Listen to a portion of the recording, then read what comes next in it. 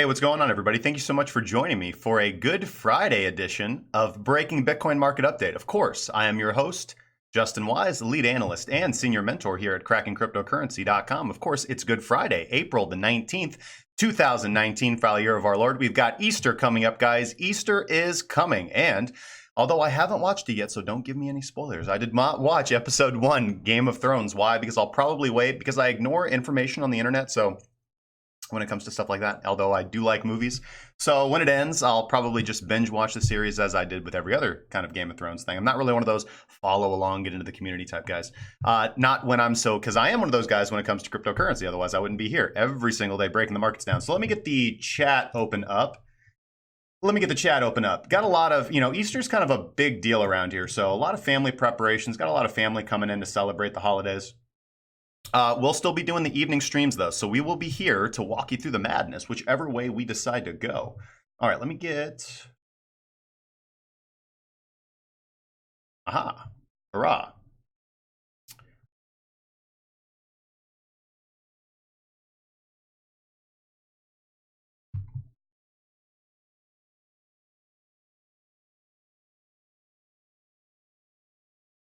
Boom. Okay, cool.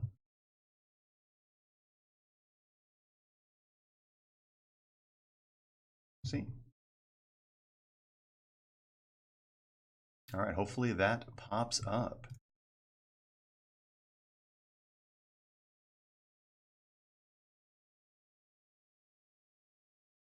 All right, cool.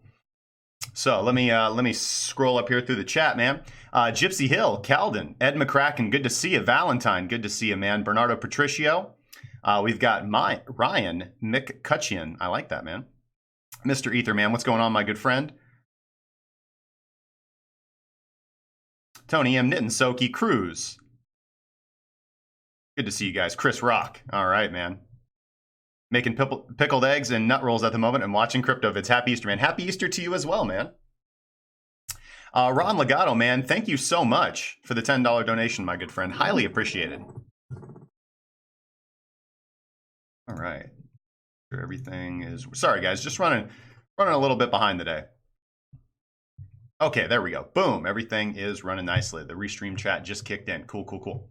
Yeah, thank you so much, Ron. Highly appreciate it, man. Shout out to you, my good friend. Okay, so we got a lot to talk about today, guys. Obviously, some exciting motion in the market. Everybody's screaming, hey, this is the moment. Bitcoin's breaking out. We're going to 9,000 right now. If you don't believe me, just go to crypto Twitter and go see that sentiment. So every time it seems that we make a significant move above a range high on high volume, which, I mean, we've gone over this at length, and I'm not the only one that goes over this. But typically, when you see a massive spike of volume, and we'll break this down when we get to the charts. I want to talk about a few, before we get there, right? It's delayed gratification. I want to talk about a few elements of psychology before we get into that and the role of price prediction, right? This is basically some commentary on some things that people have been bringing to me lately. And one thing that I really like to do is I have so many good conversations, and I get asked so many good questions that spark my mind into analyzing concepts or having to explain them in ways that I hadn't previously thought of explaining them. And one of the purposes of this show is, so you guys know my primary purpose with this show is to, like a factory, churn out profitable professional traders, right? There's a big difference between professional traders and profitable professional traders, right? Because once you click that button and you decide to go pro and you're trading with real money, if you don't put the time and the grind in now, or prior to this, anytime during your strategy testing time frame, where you are actually developing the strategy that you're going to approach the market with, you're developing your if this then that strategy, and you're devising a system where you are going to take the trades that your system tells you to take. You have a rule, a methodology for entering into your trades, and because you have this system in place, you can now focus on your position sizing, your money management skills, your investments, and your psychology, all right? So you want to put the time and the grind into developing a well-tuned, well-oiled machine that is going to make you money for the rest of your life if you just do what it tells you to do, right? Spend the time and energy. It's going to take, it's not the easiest task to do in the world. Why? Because you are creating a money-making system, a money-making strategy that if you do it properly, is going to be with you for the rest of your trading life. Now, is that not a goal worth putting the time and effort and energy to? Okay. It's much better than just clicking the button and hoping that something good happens your way, right? It's much better than clicking the button, positioning yourself in the market, and praying for a pump or praying for a dump if you're short selling. We don't do that around here. We have a system, we have a strategy. If something goes in our favor, we cut it. If something goes in our favor, we let it run. Great, fantastic, moving on to the next. So I wanted to talk about the role of prediction in the market. I want to talk about the role of prediction in the market. And I got a fantastic question this morning. In Discord, and I ended up turning my response, and this is why, this is kind of where I was going with this concept earlier, is another great element of having a community and having people that are kind of critiquing what you're doing all the time. So that's obviously me with this show and this channel.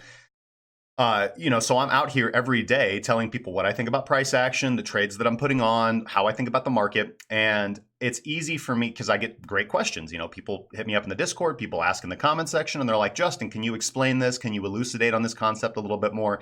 Hey, it seems that maybe this doesn't make sense to me. Can you explain it a little bit better? And when you have to explain something, it makes you challenge your own perception of what it is that you think you believe. So we definitely don't want, we never want to be in a bubble, right? We never want to be in a bubble with trading or with any kind of mentality. We always want people around us that ideally disagree vehemently with us. I mean, some of my best friends, we started out not liking each other, right? There's a difference between liking somebody, like, hey, we're buddies, right? Like the whole frenemies thing. There's a difference between that, which is really mostly cowardice and people not having good social skills, and truly respecting somebody, even though you vehemently or passionately disagree on something, right? Like a fantastic example of this was Gabe from X42, a man that I respect a whole lot, a project that I like a whole lot. We had him on the stream, and I really like the guy. We're really good friends. We had great conversations. He's doing some fantastic stuff, but there were some issues that we disagreed on, and I had no problem voicing that, and we were able to talk about our disagreements in a respectful and productive manner, and that's the goal of all this. I mean, that's just being a mature adult human person, is being able to know what you believe in, but be willing to have your beliefs challenged, right? And this is a fantastic asset when you come into trading, because as I talked about yesterday quite a bit, if you're coming into trading obsessed with being right, you're already starting off in a position of weakness, right? Because the market doesn't care about you. The market doesn't care about your bills. The market doesn't care about your profit targets. The market doesn't care about your thoughts or opinions or guesses about which way the market's going to move. The market's going to do what the market's going to do. And that's why we need to develop a system and a strategy. But I digress on that. You don't want to come into this space trying to be right. A lot of people just want to be right. They want to have their biases confirmed. And when you're looking to be right, you're going to look for confirmation bias. You're going to look for data and information that backs you up. And this is pretty clear cut cold when you see individuals that are fairly new to trading. So they're already going to have an opinion about which way they think the market's going to move. Either they watched a YouTube video, or they read something on a blog post, or they read some Twitter posts, or whatever. And so they already have a bias of which way they think the market's going to go. So they're going to look for indications of why that is more likely than the alternative scenario. And they're not going to really want to consider the alternative scenario. They're going to argue against you if you try to point out why they're wrong. And so that's something that we try not to do here. That's something that I try not to do in my personal life. I get emails all the time, especially, because I've made some bad trades. There's still trades that don't go my way. I wouldn't consider them bad trades necessarily. They're just trades that didn't pan out. It is what it is. We move on to the next one. But I've had some of my calls questioned, and then some people come back and they're like, hey, I was right, you were wrong. I'm like, hey, that's great, man. Not in this to be right. I'm in this to make money. Thank you so much for expressing your opinion to me. Or, people are like, hey, I was wrong, you were right, great call, blah, blah, blah. So there's a couple things about predicting the market, right? It is, no matter how good of an analyst you are, no matter how good of a trader you are, whenever you're going to make something that people like to refer to as a price prediction, right? You are just, that is your informed opinion, or excuse me, lack thereof. That is your guess at where price is likely to go based on incomplete data. Because the market is an evolving, breathing organism that is shaped and formed by human psychological decisions. As I said yesterday, it's often when individuals are in drawdown or in a situation that they didn't account for, that they didn't prepare for, because they, again, most traders only look for confirmation bias, and they only prepare themselves for the market to move one direction. And so when the market moves the opposite direction, they're not prepared for that. And now they're in drawdown, and they're often going to click a button. They're often going to click a button and do something that they will probably regret, because there's nothing wrong with, the market doesn't move your way and you decide to cut the position. If that was your plan to begin with, it's different if you're just like, okay, I'm going to buy, price is going to go up. Cool. Look at all this. This is definitely going to happen, right? I just listened to this talking head on CNBC, or I read this blog post on Twitter, and they said the market's definitely going to go up. So the market's definitely going to go up. And then the market goes down and they're like, oh crap. And they panic sell, generally at the worst time, and the price goes up. Doesn't always happen that way, but I'm just making the case for you not having a plan, and allowing your emotions to move your hand, move your finger to the cursor, to the box, and click the button and exit your position, right? You don't want to be doing that. You never want to exit a position out of emotional distress. You want to be, again, it's not, some of this stuff's not sexy, man. It's methodical, rational, logical, and it just is what it is. All right, so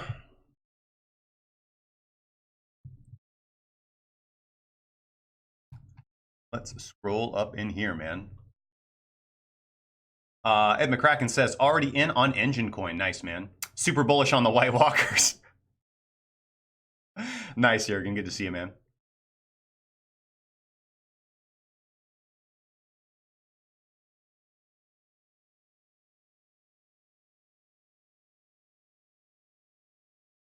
Yamato Rock. Hey, good to see you, man. Bernardo says, over 9,000.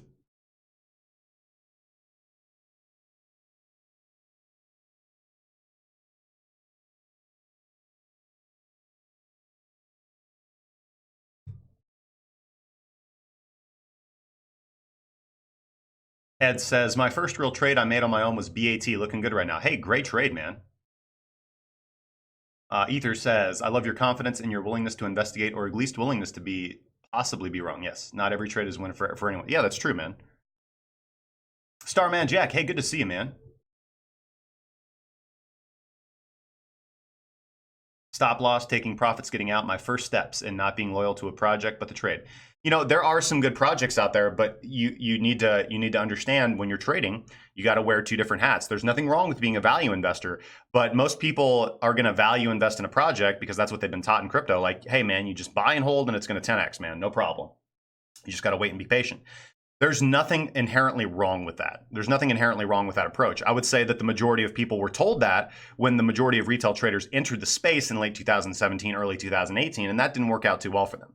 And you have no guarantees that's going to happen. You have no guarantees that a trade's going to go your way regardless. So I'm not saying that method is inherently better.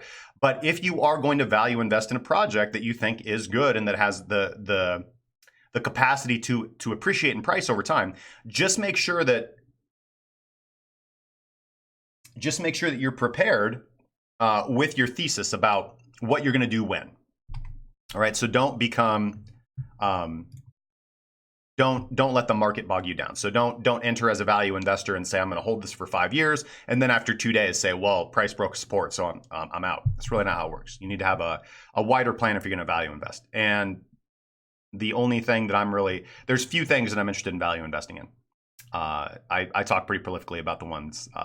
But anyways, let's Starman Jack, catching you live. Can you click Zcoin, please? Yeah, man, we'll look at Zcoin. We're also going to talk about Peter McCutcheon says, hey man, can I ask for some advice on not getting wicked out of shorts on ridiculous short squeezes? I had a stop loss set at 53.60 on my short that just got wicked out. So there's a few things that you can do. The first thing that you can do is make sure. So let's get over to the charts and we'll talk about this. I think this is going to be a good example when we actually start looking at price. Courtney Wolf, hey, what's going on? And do I always hedge every trade? No, I do not. There are things that I will naked sell, naked short sell. Let's get over to the charts. All right, cool. And here we are. All right, so let's edit up this schedule real quick, guys. We didn't get a chance to look at all of this stuff yesterday.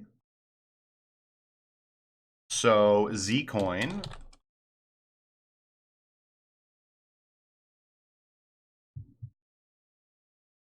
First major request. Okay. Excuse me, slide that over a little bit. Scott says, I value invest in cracking crypto every day. Yeah, me too, man. Gypsy bought in around 17K, then realized it wasn't a good idea. I wanted to watch it and study at first, and started to get serious November 2018, thinking it was a good time.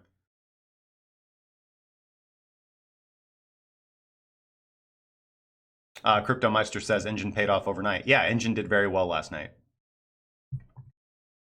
Okay, so here we are with the live scene on BitMEX. Let's go ahead and start off with Bitstamp, though. Okay, let's start off with Bitstamp. Let's look at what spot price is actually doing. Even though we're going to be doing our trading on BitMEX.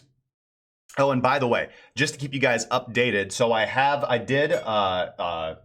did move, and again, this isn't like new news. I've been talking about this for like a while now. I did open up an account on Deribit. I don't have a lot of capital on there. I have about 10% of what I have on BitMEX. So I pushed some capital over to Deribit and have been taking some trades. So the trade that I actually took on Deribit was not the short. So I'm short on both. Was not the short that I took on my main account with BitMEX. So that was an average entry of 53.50.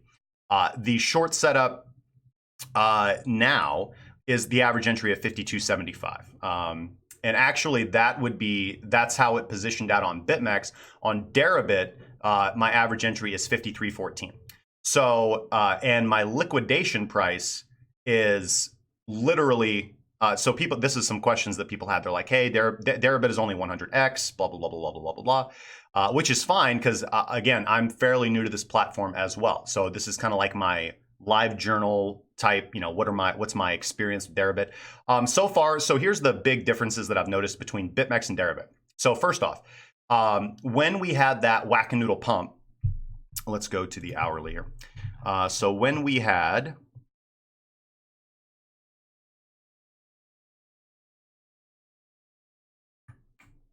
sorry, we need to go over to BitMEX to see it. So when we had this movement right here, right, this hourly candle on the 16th a few days ago, that didn't happen on Deribit. That did not happen on Deribit. Deribit reached a high. Let's see. So the 16th. Yeah, Deribit reached a high on that pump of 52.40. Whereas on BitMEX, you went all the way up to 53.29. Okay, so that did not happen on Deribit. Similarly, this candle that we just had right here on BitMEX reached a high of 53.90, and on Deribit we reached a high of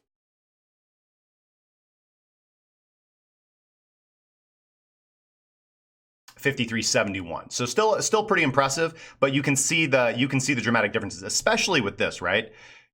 Like that's just absolutely crazy. Now we went over in the group. I went over. There's actually a breaker right here. If you go down to the really low time frames, and I just wanted to point out that opinion, or excuse me, I wanted to point that out because the high of this wick ran into that breaker, but it wasn't super indicative of price. Ed McCracken, thanks so much for the $5, man. New position on Nano and Vet. Can you check either? Yeah, we'll check both, man, because we don't have a whole lot of requests right now. Thank you so much for the donation, man. Highly appreciated. Nano and Vet. Okay. So what I can say so far about the Deribit platform is that I quite like it. There are some differences. Obviously, the main difference is that they don't have the altcoin options that BitMEX obviously offers, which may or may not be a good thing because a lot of people do end up getting wrecked on those contracts. And the other big difference is if you want to trade Ethereum on Deribit, you have to actually deposit the underlying asset. You have to deposit Ethereum. It's not like BitMEX where you only deposit Bitcoin and then you can trade Ethereum XBT essentially.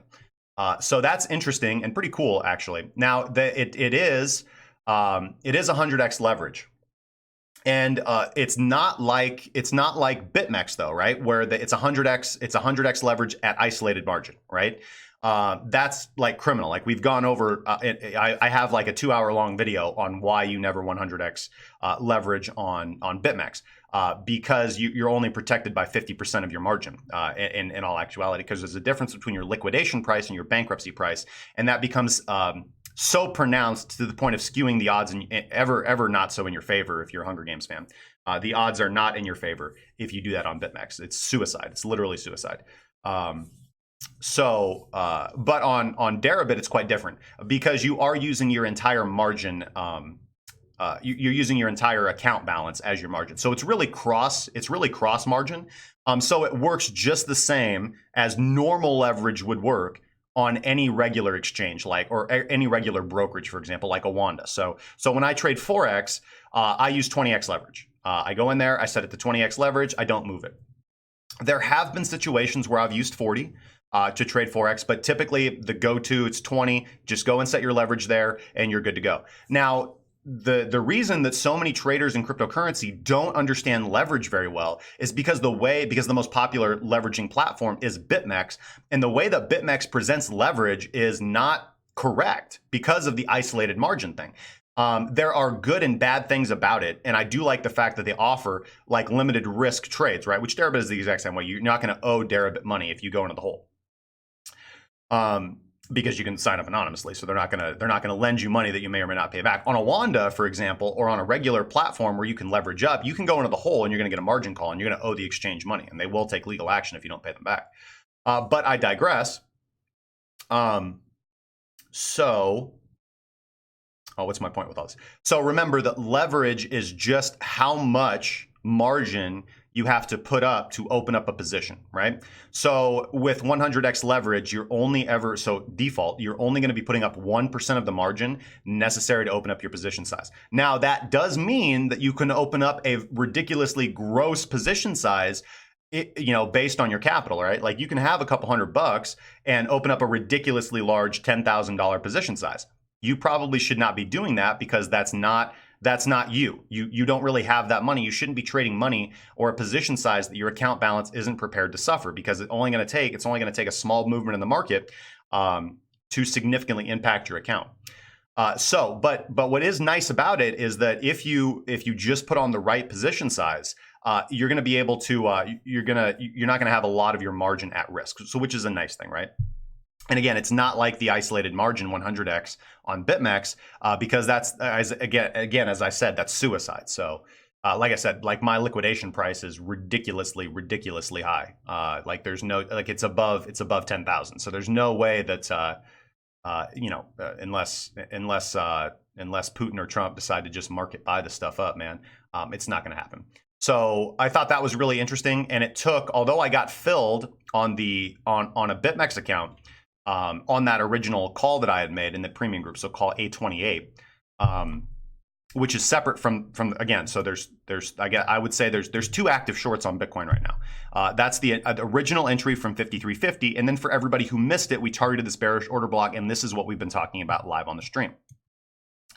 But we utilized average true range and this wick high, plus a thesis that price was going to raid the range highs before descending lower. That was our thesis for entering into this trade, as well as horizontal support and resistance on the Bitstamp chart. So we translated those prices over to BitMEX, and that's how we ended up getting into the short at 53.50. It was actually 53.25, 53.75, which again I did talk about on the stream at length. So got the original fill at 53.50, price descended, took about 40% profit, so 60% of that position is still open. The stop loss is going to be if I get 53.50 violated significantly. It hasn't been violated significantly. So to answer the question of how do I not get wicked out on ridiculous short squeezes, there's really only two ways. I mean, you can actually, I'm not going to say that because there's multiple ways, man, that you can do this. So A would be not market entering into consolidation. So plan your entries more strategically, knowing that BitMEX follows a certain pattern, which is kind of unpredictability. But you always know that BitMEX is going to push toward liquidity really rapidly and really violently. So, target range highs instead of, BitMEX is one of those ultimate platforms where instead, like right here would be a good example, where instead of saying, okay, listen, this looks like a bear flag, we're moving down, this looks like a bear flag, I think we're going to go short, I'm going to go short right here, and I'm going to set my stop loss here. Instead, just set your entry where you would normally set your stop loss, and then use something like, you can't use it on BitMEX, but you can use like a timeout feature in your head mentally. This is the same thing as a soft stop loss, which I do, and this is the best method, I think, as long as you're position sizing appropriately, having a soft stop, and taking a few more, and taking a slightly larger loss than then just using a hard stop will protect you, because the times that a soft stop loss is going to protect you and not get you wicked out, as opposed to using a hard stop loss and getting wicked out constantly, especially trading on BitMEX, is going to be invaluable and really print dividends over time, as long as your entry and exit system is good and as long as you're position sizing appropriately. So if you are taking on excessive risk and you are doing that $10,000 position size with $100 worth of margin, it doesn't really matter what you do. You're going to lose money. But if you have, it doesn't matter. You don't have to have 5, 10, 15, 20, $50,000. It doesn't matter. You can have $100 because you can trade on BitMEX with literally $1. But as long as you're putting on the correct position size. So if you're willing to lose 3% of your account, you have $100 on BitMEX, that means you're willing to lose $3 per trade. You just position size appropriately so that if your stop loss gets hit, you lose somewhere in the neighborhood of $3, right? And just do that. There's nothing wrong with doing that. Like, do that for a year and know that you can turn that $100 into $150. And then if you can do that, then you can feel pretty confident that you can do the exact same thing with $5,000. And then if you can do that for a year and show that you can turn $5,000 into $6,000 or even $5,500, right? You can shop your skills around to prop shops, man. You can shop your skills around to prop desks. You can shop your skills around to crypto hedge funds. I've told you guys this over and over and over again. If you don't have a lot of capital, man, you can still have a profitable professional career as a trader. Just become a good one. And you will. There are tons and tons and tons of wealthy individuals out there who will give you money to trade on their behalf. And guess what? It's totally legal in Forex. It's totally legal in crypto. You don't need no license. You don't need no partnership. You don't need you don't need a college degree. Again, some of the best traders I know are not don't have a formal education or background, or don't come from traditional markets. Not to say that that's necessarily a seal of approval, because there are very, very good traders, especially like at blue chip firms who completely go down the blue chip path. It's really the only way to get into blue chip firms, but I digress. This is a new asset space. This is a new economy. This is a new tradable market, and all of that comes. We saw we just saw the evolution of the Forex market, and the same opportunities still exist there for retail traders, and the same opportunities still exist here for cryptocurrency.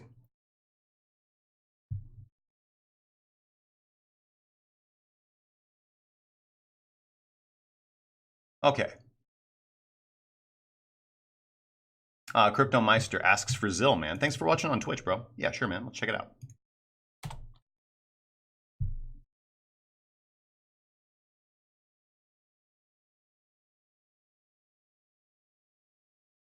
Will the Easter weekend affect the market up or down?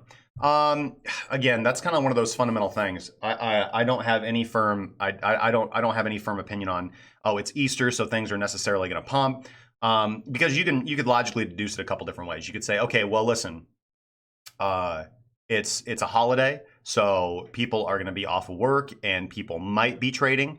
But the reality is that most people are going to be spending time with family. So I would actually expect the market to be fairly slow, to be quite honest.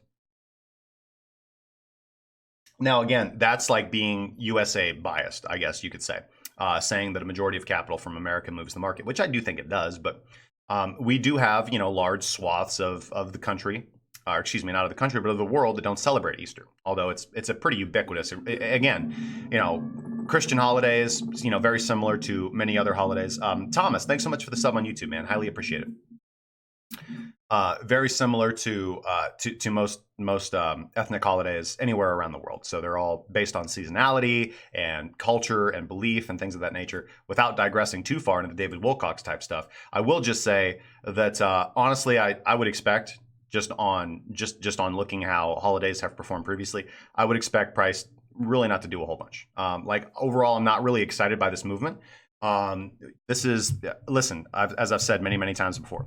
Price only breaks out of a consolidation range, and keep in mind, this is definitely what price is doing. Let's take the EMAs off of here, and let's just zoom out on this baby for just a little bit. And this is another good way to look at the market right here. Okay, so we have a range low. Okay. Now, I would be open to the argument that this or this would be a better range low. I would be okay with that, but I'm just going to use. But in my opinion, this would be a better range low. But if we're going to go that low, we might as well use that low, right? Although there is a good argument to say that no, this is the range low, okay, and this is likely liquidity. All right, this is likely liquidity below here, right? Because that area hasn't been tapped yet.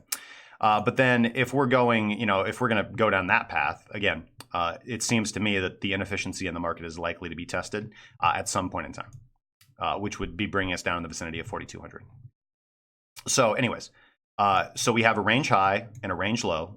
So we'll keep both on there for the sake of argument, right? And we have a range high, okay? And then we have equilibrium.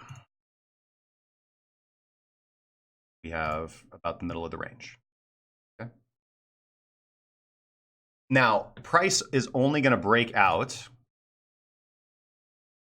Price is only going to break out of this range once, or break down out of this range once. It's only going to happen once. The rest of the time, you're going to play the range. Okay. We've gone over the bearish order block and strong fundamental reasons for getting down and staying down from this reason. But overall, if we look at the macros right here, man, and listen, don't get me wrong, like this is a nice trading range. This is a 15% trading range. But we don't see any signs that price is going to break up or break down.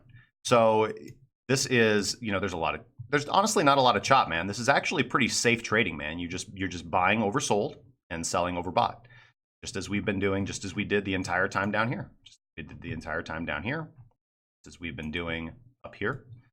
And there's no good indications, especially with the higher time frames looking at volume, that price is going to do anything different right now. Look at that volume. This is indicative of consolidation.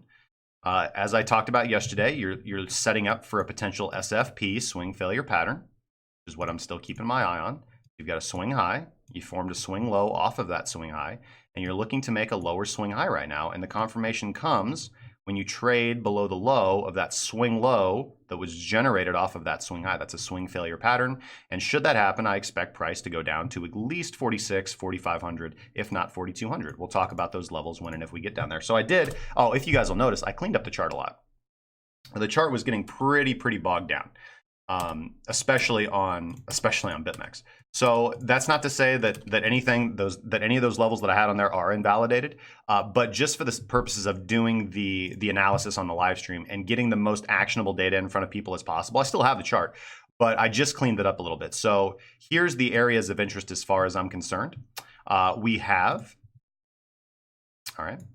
our, just as we used this bearish order block down here, right? So let's go over order block theory real quick. We had this bearish order block down here, and we were able to take trades based on this bearish order block 3 times, 3 great successful short trades in the consolidation range right here. And then price was able to convincingly close above, right? We have this very nice, beautiful, bullish weekly candle right here. And now the next area of interest is going to be congruent with our lowest weekly bearish block right here, right? Because this is where we have a lot of initiation of selling, just as I talked about here.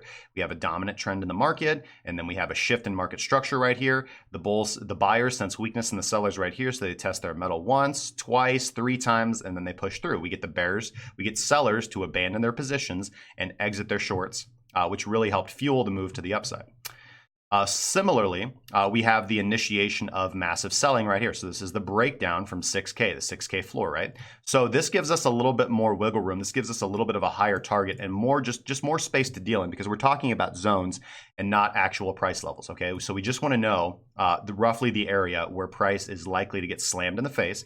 And we've gone over at length why I think, or at least I've gone over at length, why I feel very strongly the price must and will reject very violently from the 6K region upon the initial retest. Upon the initial retest, right? I think that we're likely to see sub 6K prices for quite a while, and we'll trade that, and we'll trade it as necessary. We do have we obviously have our weekly time transformation warning us to be on the alert. It hasn't been doing this back since the local market top, back in December of 2017. So we haven't had overbought conditions on the weekly since 2017. And just like, I know a lot of people are like pointing to things like the NVT signal, and it's not that I have anything against it. Obviously, I don't use it in my trading. But the point is that similar to that, it's just telling you to be on the alert for a significant change in market structure, right? I want people to be aware that we've been in a bearish trend for a very long time. And although nothing would make me happier if, because again, sitting in spot Bitcoin, haven't sold back into Tether, I hold no Tether. even though it would make me quite happy for price to just do the old shillelagh here and just go to new all-time highs, I would love that. I mean, I would love that as a believer in Bitcoin and somebody who holds Bitcoin. That would, I mean, nothing would be better in the world. But if wishes were fishes, we'd all be drunk. So I have to realistically look at what is the most likely statistical setup in the market. So my time transformation indicator is telling me to be aware of a potential shift in market structure, a signal that I have not gotten since December 2017. Going over to the 3-day, let's see here. Now, this is interesting because this was, let's go over to the Bitstamp chart for the purposes of this actually, guys. So let's go over to the Bitstamp chart and let's go to the weekly, okay? Also, similarly here, we have not broken above the weekly 100 exponential moving average or the weekly 55. I do want to point out quite well how well the weekly 100 exponential moving average acted as beautiful support when price was consolidating in that 6K range. Volatility was tightening up. We break to the downside. What was your signal that you should really be short selling Bitcoin? Was that close below the weekly 100 exponential moving average, which was your best long-term indicator that didn't lag too far behind and still would have given you some good meat of the trade, right? Then you have this buy signal on the weekly time frame from the weekly candle as well, although we got better ones on the 3-day and the daily. That would have kept you in the trade potentially a little bit longer. And that would have been a good, that would have been a very nice 29-30% profit right there, potentially more depending on how you're scaling or taking profits. Congruent with the 200 exponential moving average. Excuse me. So we have not successfully closed the weekly candle above that. We've got a few more days, and we've also got our 55 exponential coming in, which acted quite well as support, turned into resistance. We only have one fake break above it right here on the weekly time frame, and right now they are suppressing price as well. Is it possible that we push higher from here? Yeah, absolutely. Anything could happen. But is that the most likely setup based on the first test of 100? I mean, look how many times 100 turned price around here on the weekly time frame back during the middle to end of 2018. Once, twice, 3 times, a little bit of consolidation, and finally the breakdown, right? So this is the initial test of the 100 exponential moving average, and we're just consolidating here at resistance, right? Putting in a Darth Maul candle here, putting in what could potentially be a hanging man. It depends on how it closes, but if we go down and look at that daily, still setting up for that swing failure pattern. All right, we do see Wadatar waning. We see volume waning as well, especially on the other meso timeframes. Coming over here to the 3-day time frame, again, we can see price squeezing. We can see volatility throwing up. We have a waning Wadatar as well on the 3-day. We did get our first sell signal from time transformation here on the 3-day, right? And this is letting you know that ideally, here was the 3-day buy right here, back in the 15th of December 2018. And here is our first 3-day sell, all right? We haven't gotten one of those in a while. The last 3-day sell that we got was right here at the top of the market, right? And this is pretty much giving you an alert, okay, that you need to be out of your long position, right? That you should definitely be out of your long position. Similarly to that 55 and 100 exponential moving average on the weekly, we also see price getting squeezed between the 100 and the 200 exponential moving average here as well. So have not been able to close above that as well. And similarly to that 100 exponential moving average on the weekly, look at how well the 200 exponential moving average acted as beautiful support while price was consolidating at the floor before the breakdown. And again, very similar to that weekly signal, this would have actually gotten you in early. This would have been a much better trade. The 3-day closing below 200 because this would have gotten you in at 56.09 and you would have taken profits here potentially on the close of this buy candle, which is just telling you to exit your trade, potentially initiate a new position in the opposite direction. And this would have given you about 10% more profit following that system as opposed to the weekly time frame. That's why I frequently talk about the 3-day chart, how it's much more tradable on the higher time frame. As a higher time frame indicator. Now, what's interesting is that this was actually, so this 3-day candle actually opened yesterday, well, from my time anyway. So opened on the daily candle close of today, because today's the 19th, and this 3-day candle opened on the 19th. So we're not going to be able to take this data into account, but it was flashing a 3-day sell signal. Why? Because time transformation is extremely overbought, and it's going to be, it's sensitive, right? Time transformation is sensitive, okay? That's why you want to have confluence when using it, as with any indicator, even though it's extremely powerful. So looking at consolidation in between the 100 and the 200 exponential moving average, nothing about this screams obvious continuation to me, right? Everything about this screams probably the safest thing is to be generally flat. And I'm taking the risk, I'm taking the setup because my trading thesis is that there's a higher probability to profit from a trade to the downside, to retest some significant level of support, then hope for a bullish continuation to the upside. Is it possible that that does happen? Absolutely possible.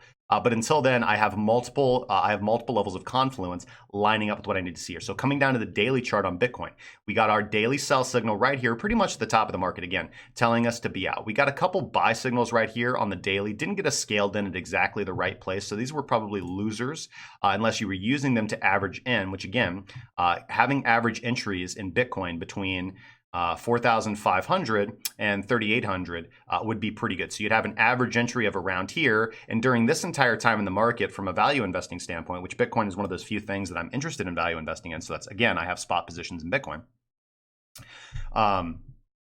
During this entire time of the market cycle, you would have been pretty upset with yourself. But you'd be fairly happy now. But again, that takes a different mentality and a different mindset when approaching the market. So until then, we're just targeting this daily bearish block, right? Targeting this daily bearish block for the trade down to a significant level of support. The 200 daily exponential moving average would serve as a good target as well. Although I've been very fond of pointing out and looking at our higher time frame Ichimoku levels as well, our Tenkan-san, our Kijun-san, as well as our future cloud. So we're trading directly into that bearish order block. This is exactly what I set up. I told people not to short the bottom. I told people to target the better limit entry section right here and use a soft stop loss of price closing the daily above 5,300 would be a good signal to exit, because we've already, if we go down to the lower time frames, we've already rated these highs fairly significantly, right? So if we get a convincing daily bullish close above this level, I would believe I would be out of my short position. Overall, I would have made money. I wouldn't be losing any money, but I'd definitely be making less than I would like. But again, that doesn't matter if wishes had fishes. If wishes had fishes. If fishes had wishes, do fishes have wishes? I don't know. It's possible. But anyways, I digress. If we get the daily close above 5,300, I would be of the opinion that yes, we do end up pushing higher. Why? Because we've gotten sellers, position sellers, because we have to be aware of how significantly the futures markets do affect what's going on here. We would have gotten position sellers to exit their position, but right now, it's how do I put this? I'm positioned. I'm ready to rock. I'm not concerned about my position because I have a plan regardless of which way the market moves. I think that the better risk to reward setup right here is taking the short trade, and that's what I'm in. Was originally in the short trade from 5,350, and again, playing around on Deribit and experimenting with that platform, which again I quite like, and have 10% of the capital that I have on my primary account, which is short on Bitcoin. In at a slightly lower average entry, so that my average entry on BitMEX is 5,350 and my average entry on Deribit is 5,314 and 44 cents actually. So the way that this is accomplished is by simply scaling your orders up. So 10, 20, 30, or excuse me, 20, 30, 50. So we have this daily bearish block. All right, let's actually draw this just a little bit better. Daily bearish block, my bad. And what we're looking for to get an average entry is we're targeting the bottom, the limit order, the middle with a limit order, and we're targeting the top with a limit order, okay? And so what you're gonna do typically is go 20% of your position, 30% of your position, 50% of your position. And you're gonna get a much higher average entry. Now, in reality, what I ended up doing on Deribit, and the reason that I was able to get such a high average entry is that I went 10, 20, 70, okay? I went 10, 20, 70. There's not a strong rhyme or reason for why I did that. Typically, I do 10, 20, or 20, 30, 50. I've also talked about 10, 20, 30, 40, which is fine as well if you want to be a little bit more active, especially on BitMEX where you're actually getting paid for limit orders, similarly on Deribit. But honestly, because I was doing it on Deribit and I'm just kind of playing around with that platform, I'm being a little bit more cavalier with what I'm doing over there, but it's working out quite nice. I have not had a losing trade on Deribit yet, so I'm about 4 trades into Deribit. Haven't had a losing trade yet, so fingers crossed. Of course I will, and that's fine when it does, and will happen inevitably. But I was thinking that, you know, I would find something that I didn't like about Deribit, or that, you know, there would be something that annoyed me. I quite like it. I quite like it, and if, you know, if all goes nice and well, I will potentially consider trading primarily just on Deribit. Haven't made that full decision yet. I do like what BitMEX obviously offers. They do offer a good user interface, but I'm just telling you, dude, like And even though it generally doesn't significantly affect me because I don't market enter into high volatility 9 times out of 10, their system overload stuff is bullshit, dude. Sorry for my French, but I mean, it's really, that's not how a platform should act, man. It's Mickey Mouse, dude. It's Mickey Mouse. That's not how a professional trading platform should act. All right, let's hop down to the chat.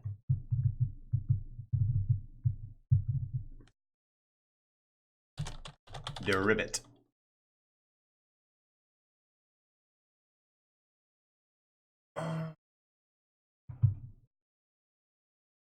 Here. If wishes were fishes, we would all swim in riches. Right.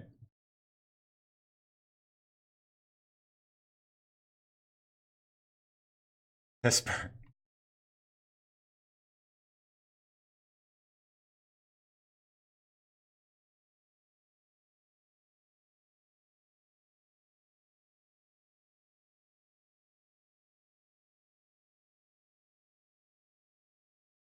Let's see here. Andrew Adams says legal high leverage trading for US traders. So there's nothing illegal about trading on BitMEX or Deribit, okay? Trading on BitMEX is against BitMEX's terms of service, not against any United States laws or regulations. So I use the Windscribe VPN to trade on Deribit and BitMEX.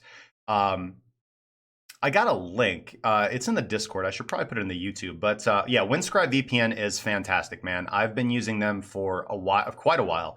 Very happy with. I mean, they've got a great project, a great team. It's super cheap, man. It's like $13 for unlimited a month. Totally worth it. If you're concerned about things like this, you can sign up anonymously. You can pay them in cryptocurrency. So if you want to get all out there and get a Proton Mail, account, Proton Mail account, pay anonymously. They never know any information. They don't log any data, so they're fantastic, man. And they're cool. They're really, really cool, dude. They got a good Discord. You can interact with them. I recommend Windscribe VPN. They've got a browser plugin. I don't use the browser plugin. I just run it. I just run the application right off my desktop. Very convenient. They got a mobile app. So my phones are VPN'd up, which doesn't really matter, but I just think that's good for safe, just good practice. Always be behind a VPN. I'd be behind a VPN even if I wasn't trading on Deribit or BitMEX, but again, they're required. So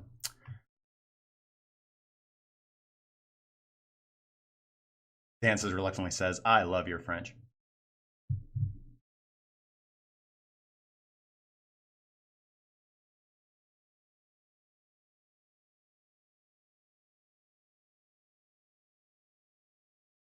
Oh no, it's all good, dude. When Lambo to Moon? I don't know, probably 2023.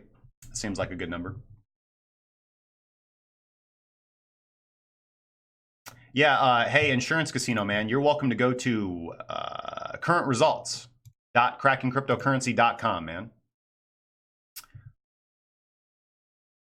Currentresults.crackingcryptocurrency.com. You can see all the closed positions and closed trades of the trading group.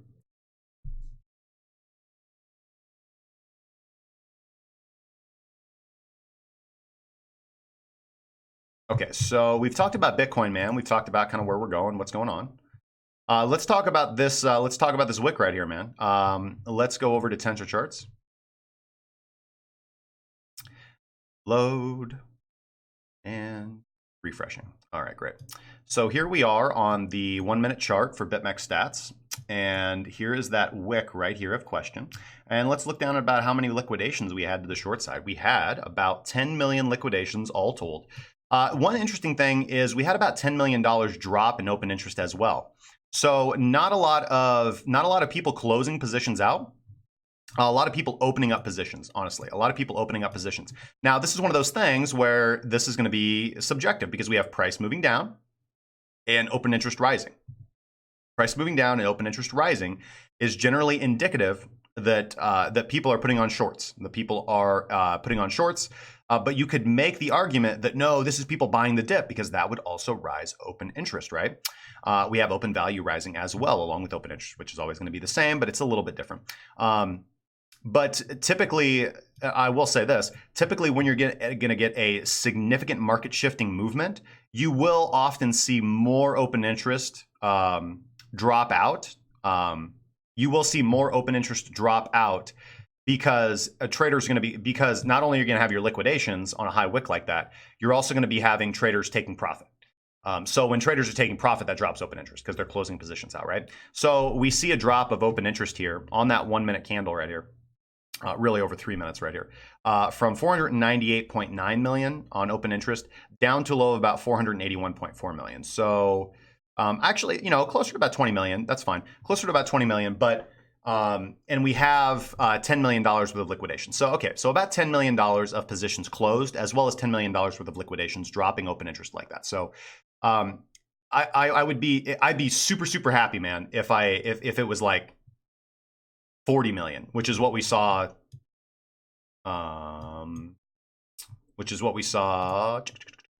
over here on the 16th. What's going on? Why are you not letting me? Oh shoot, do I need to pay you guys or something?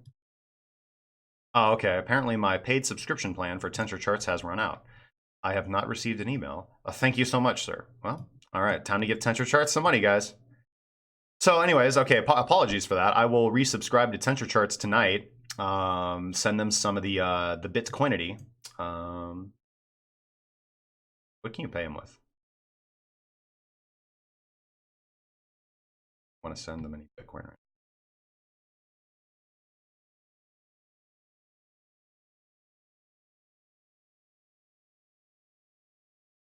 I wonder if they take Dash. No, I'm cheap. Anyways, I digress. Get this real quick, make sure it didn't flash like my private key. All right, cool, we're good. Anyways, that's about it for that. What do I want to look at, man? We haven't looked at things like the bid-ask sum for a while. Let's look at the bid-ask sum and get a bid on, get a bead on where we think price is going to go. So let's look at the bid-ask sum on Coinbase. Bid-ask sum on Coinbase within 5% of price. Consolidation, man. Obviously, we had bids limit buys quite high as price was just pretty much going up and up and up. So within 5% of price, we did have more buyers than sellers. They have recently closed their positions, and we now have this nice battle. We see rising open interest as well, which is good for volatility. That's good for trading. Doesn't give you a directional bias. This doesn't give you a strong directional bias right here. This obviously gave you a long directional bias at this point in time right here. But this is the 16th to the 19th, and now we see them finding equilibrium. We see buyers and sellers finding equilibrium. And did the market, so this is one thing I want to point out. Everybody's going to say, okay, well, when you see price significantly high, for a long period of time, price enters into a strong trend.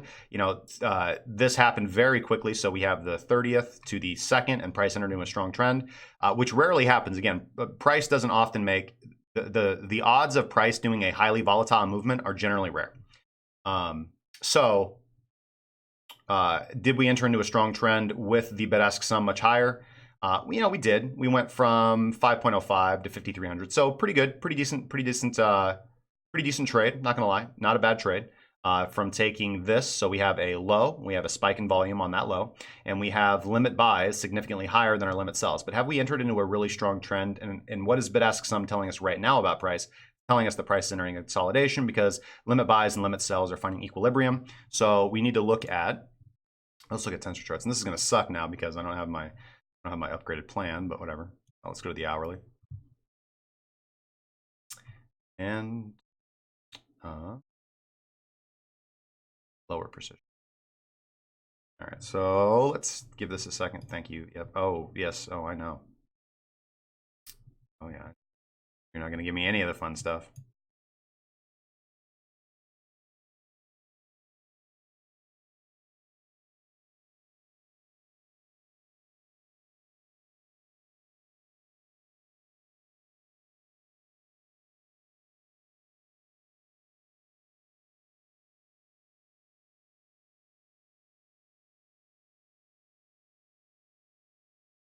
Okay.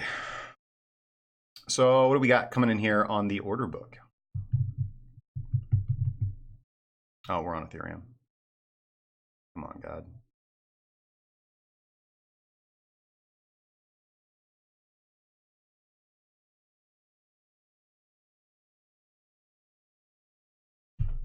All right, so where do we got some significant liquidity right now? Coming in around 52.50. The buy side stacked up pretty high. Let's see if that's getting chewed into.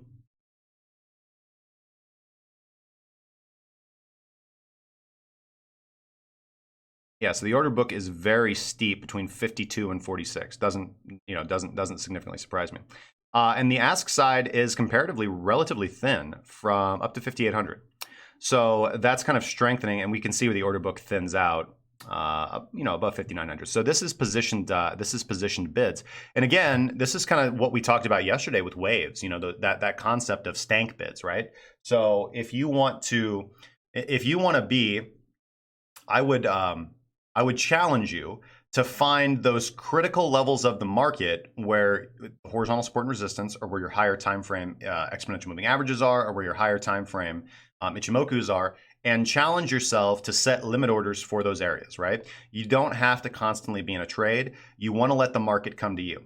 Because the most common retail mistake is thinking that you have to do something all the time. You always have to be actively buying or selling something to be in the market. But being flat is a position too. Being flat is a position in and of itself. And 9 times out of 10, it's the smartest position.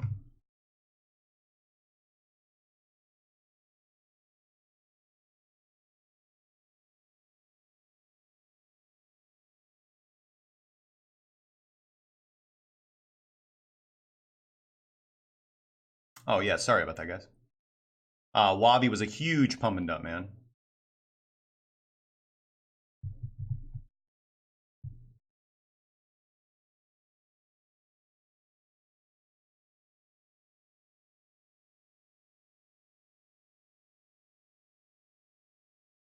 Sloppy Toppy, hey, what's going on, man? Yeah, sure, I'd be happy to.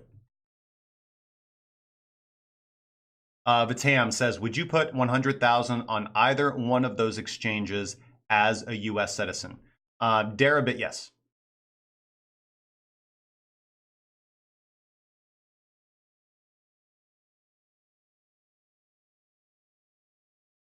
And BitMEX as well, yes. K7 Jixer 1000, looking at the Wall Street cheat sheet, I'd say we're past the depression phase and now in the disbelief phase. But I would say that if you are trading with that amount of capital, you're going to have to be removing your funds on a regularly frequent basis, right? And that's the benefit of margin, right? That's the benefit of leverage, right? So if you have $100,000, so let's assume, what are the different possibilities of that? If you're wanting to put $100,000 on the exchange, okay, what that means is that you have $100,000 worth of capital. Okay, so should you put all of your capital on BitMEX or on any platform? No, of course not. What you would want to do is use leverage to be able to deposit to deposit 10 to 25% of that, and then use cross leverage and assume a 10 to 25x leverage goal. To be able to assume the correct position sizes, right? That way you're keeping the majority of your capital off the exchange, right, in cold storage, if you're talking about Bitcoin, or in cash, or in Tether, or however you'd like to manage your assets. And that's the purpose of leverage, is to allow somebody who is concerned about preserving capital to keep a smaller portion of their account on an exchange, but still take the correct position size, right? Because if you put, so say you're dealing with a 3% risk level, right? So if you have $100,000, you can assume that same trade with leverage, with only $10,000 on the exchange, right? So if you lose $10,000, you've lost 10% of your portfolio, and that's a loss. That's a big loss, right?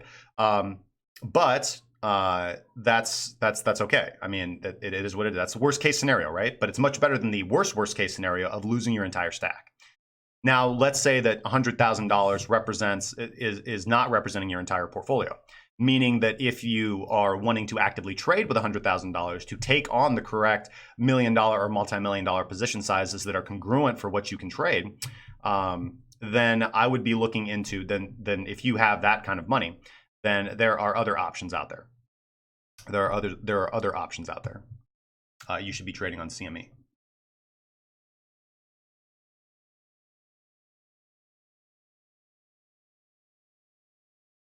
Why do we see that chat when you stream? So you can see yourself talking.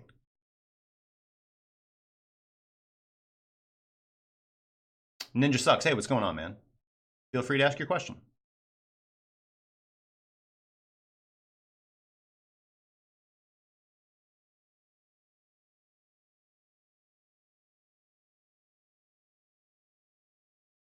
What are the benefits of trading cryptos over stocks? Not a whole lot of regulation. Pretty easy to, there's liquidity that's available to retail traders, not a lot of barriers. There's lesser fees. There's higher volatility. There's more opportunities for intraday trading. Hey, Cracking, on Deribit with the cross margin, am I making ROI on the initial margin or the entire equity account? You're making ROI off of your position size. Your initial margin. Your initial margin is what you're making your ROI off. So when it's displaying your what BitMEX refers to as ROE, that is off your initial margin, right? But you're making profit off of your position size, right? So when you actually close the position out in BTC terms or USD terms, which by the way, I'll post the link in the Discord, but there is a fantastic Chrome plugin, and I want to thank, I believe it's Ria's Truth. He gave me that, he gave me the link. Fantastic link, man. Thank you so much, brother. He gave me a link to a Chrome plugin, and I use Brave, so it's cool, called Tamper Monkey, right? So you install Tamper Monkey as a Chrome plugin, and then he gave me the link to, Tamper Monkey allows you to use scripts on any page that you want. So there's a script that is designed for BitMEX that converts your P&L into USD, and your available balance and your margin balance, or your total balance and your available balance, into USD as well. So that was it was really good for me. It's very helpful because I'm often having to do the conversion in my head, because it's easier for me to keep track of how many dollars that I have instead of like trying to stack sats. That was like the goals of 2017, was stacking sats. But anyways, I digress. So that's a fantastic thing. I'll post the link in the Discord. So if you guys aren't in the Discord, I highly recommend that you join the Discord, discord.crackingcryptocurrency.com. It's a super helpful tool. If you are having problems position sizing on BitMEX because you're not really, you're looking at the sats, like how much Bitcoin you have, and you're thinking like casino chips, and you're not really thinking in terms of dollars and cents, because doing the conversion is difficult and time consuming, this is a fantastic tool. I highly recommend that you use it, man. All right. All right, guys, so it is 1:11. I'm a little late for taking my break, but I'm going to go take a quick several-minute break. I'm going to refresh my water cup. I'm going to grab some coffee. I'll be right back, and when I come back, we're going to dive deeply into the requests, and we're going to move forward with this market, guys. So don't go anywhere. While you're waiting, if you would like to give us a hand, if you want to support the content and the stream, make sure that you subscribe to this channel if you're not already subscribed, and hit the thumbs up button. The like goal for this video is 100 likes, guys. We hit 100 likes yesterday, so shout out to you guys. You guys are a fantastic supportive community. Let's see if we can do it again. If we can consistently hit 100 likes, we will raise the bar to 200 likes, guys. So let's get this going, man. It is scientifically proven that it does help get this information in front of more eyeballs, which is our goal. If you guys would like to also click on a link while you're waiting, you guys can head over to topg.crackingcryptocurrency.com. Give us an upvote. Doesn't cost you anything. You just got to click on this button right here and do a CAPTCHA. It's a Discord server ranking list. Pushes us up the rankings. We highly appreciate the support, guys. So Top G, or hit the like button. We appreciate that. I'll be back in just a few minutes, guys. Don't go anywhere.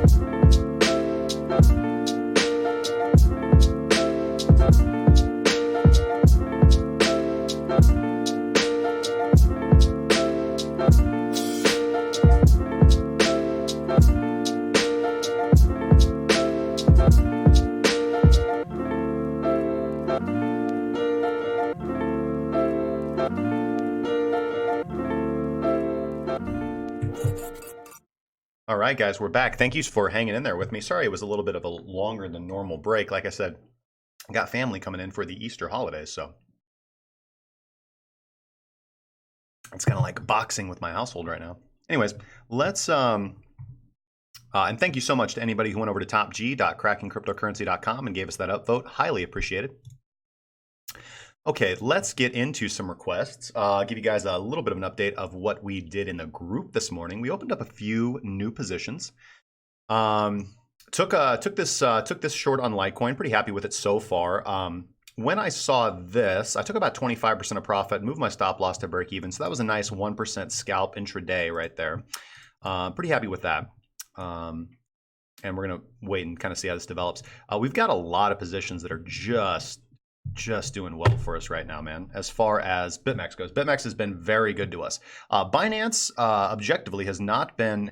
We haven't had the best 2 weeks on Binance. It's okay, but very happy with our progress on BitMEX, and that's where I have the majority of my capital. Things are working out quite well. So enough about that. Let's look at the requests. Zcoin for Mr. Starman Jack, man. How are you doing over there, dude? Hopefully the move and everything is going well for you. XZC, Zcoin. All right, so we'll start off with the weekly. Okay. All right, so here's what we see here, man. So we got this nice, we're going to the moon candle right here. So happy for anybody who profited on that pump and dump. Again, that's 100% pump valuation in 1 week. I would assume it probably happened over the course 1 hour. Happened over the course of 1 day. Did it happen over the course of 1 hour?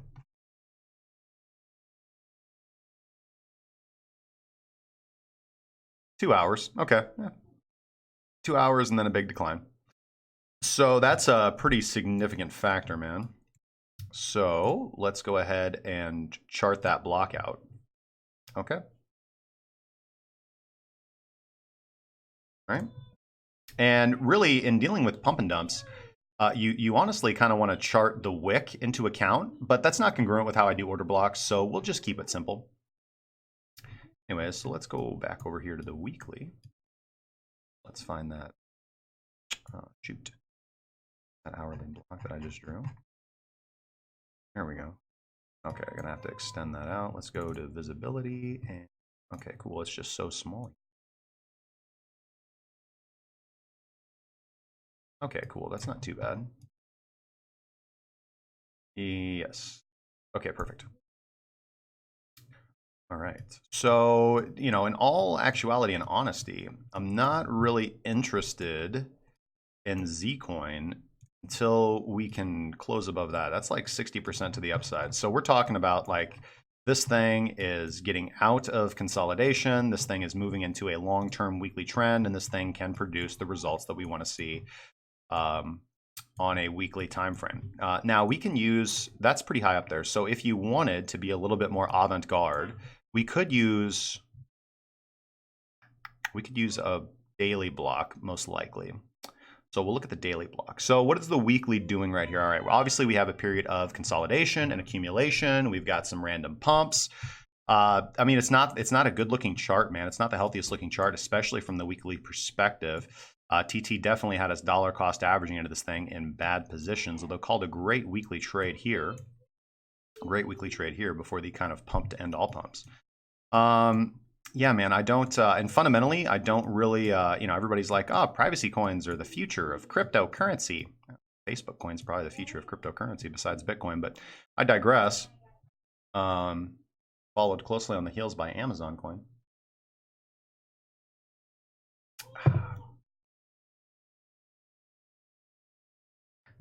Okay, so, all right, well, let's just do this. Let's just do this the right way. All right, so what's our lowest? So this right here. Okay. Yeah. So there's your buy zone. And where is, we'll go to the daily for this, but we'll go ahead and throw on ATR now.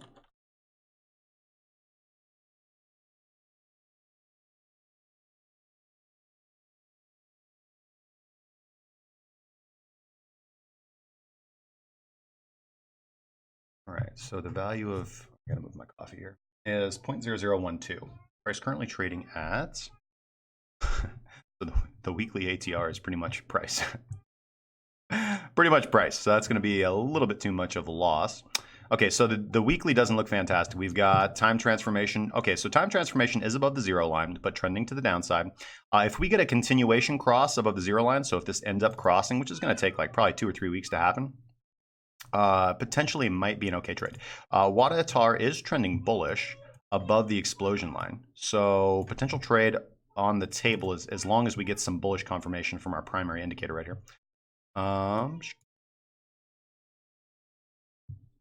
Okay. So let's go down to the 3-day. All right. 3-day did okay. Yeah, 3 days, again, much more actionable in trading, right? Give us a good buy signal here. It's a good buy signal here. We had a 16-17% profit potential. Get this doji candle, probably closing out on that. Did we get any signal to exit? No, we didn't really get a signal. Confirmation. Maybe right here. Anyways, it depends on how you manage the trade. Probably you're not managing it probably on the 3-day, but I digress. You dollar cost average here in the 3-day. Okay, a little bit above our buy zone, but that's okay. We hadn't bottomed yet. But put you up for a decent trade. Here's 3-day sell signals. Plus you had, you know, if you typically when I'm holding altcoins, I've got Hail Mary bids set up, you know, limit sells at ridiculous prices just in case, especially if you're looking at something like, seems like this thing is pumped 100%, like randomly, like every month or so. Maybe I should probably set some high bids. Would have been a good trade. The 3-day does seem to be like curving out a little bit down here at the bottom, and we do have a potential cross being foreshadowed here on time transformation, but nothing to trade off of. Looking at WADA ATAR. What's WADA ATAR doing? Yeah, WADA ATAR is not giving us any confirmation for any trade, either to the upside or to the downside. Really not doing much of anything. All right, let's go to look at the daily. So, okay, so just looking at this, it's not really anything that I'm interested in doing. Now, if we do end up forming a higher low based off this consolidation period and bottoming out here, then it might be something. Then it might be something worth looking into, especially seeing how the 3-day is curving up a little bit. The trend hasn't shifted. We still see a bearish Heikin-Ashi trend, so nothing that I want to get into now. I want to see how this develops. But then again, this is the coin that randomly pumps 100%. So, you know, maybe you're not too unjustified and just saying, fuck it, I'm hoping on a pump, man. Let's see. You've got about 10 to 20%. So you got a 10% buy window here. Stop loss slightly below here on a daily close below this range. If you're scaling in this area, this is where I'd be interested in buying. So let's actually set an alert right there. We'll set an alert right there for that. And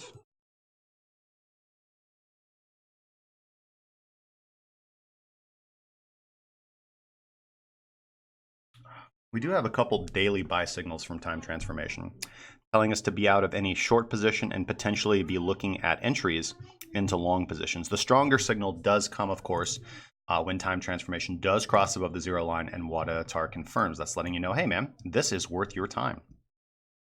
So I would say this daily block is probably the best that we have. It's kind of the best that we can work with.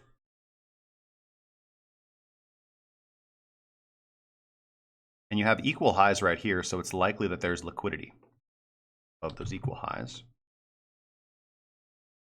So, okay, so if I was looking at this, do we have a daily? We have a weak daily double bottom looking to break resistance. Like I said, I don't really like it, but if I was going to do something on it, I would set a limit buy right here. And if the daily closes below that, if it's not a wick, if like there's a daily close descending, I'd pull the order immediately. Like the only reason I want to have a bid down here around like 150,645 is to catch a wick. And then potentially a push, a 10% push up to about 174,429. If, you know, that would be where I'd take 50% of profit and move my stop loss to break even. And then ultimately I'd like to be out of the trade in this area. I'd be targeting this zone, this breaker. Now, where do I become interested for a real trade? I would say if we break this breaker, man, we go up, we burst through with little to no resistance. Price is going to do whatever it's going to do. It eventually comes back down into our breaker, and that's when we take the trade. That's when we take the trade. We put our stop loss a little bit below. Sorry, a little bit below. And we'd be targeting this previous block. And very similar for that, man. If we can break through, this is the big hourly block. If we break through this big hourly block, price is going to do what it's going to do. Price comes down, that's when we take the trade, set our stop loss a little bit below. Good to go.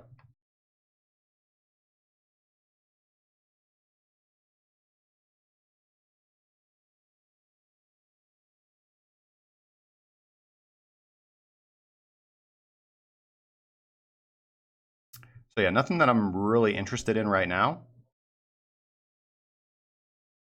Go down to the hourly and see if there's anything intraday.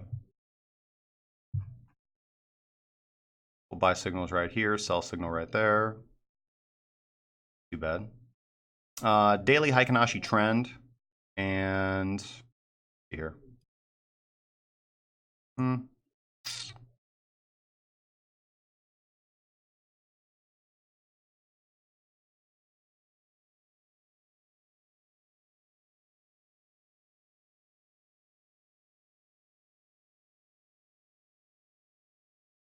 It doesn't look too bad intraday.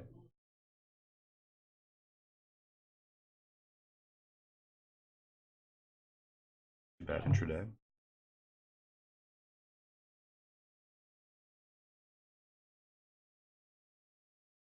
Target the liquidity above here.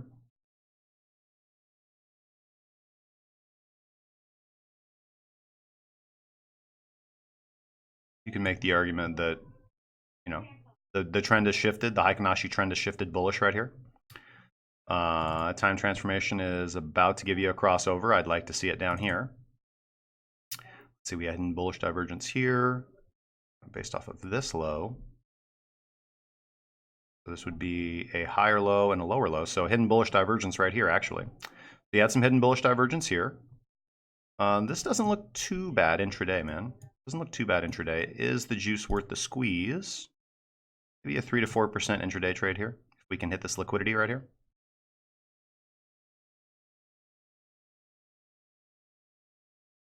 Stop loss hourly close below this low.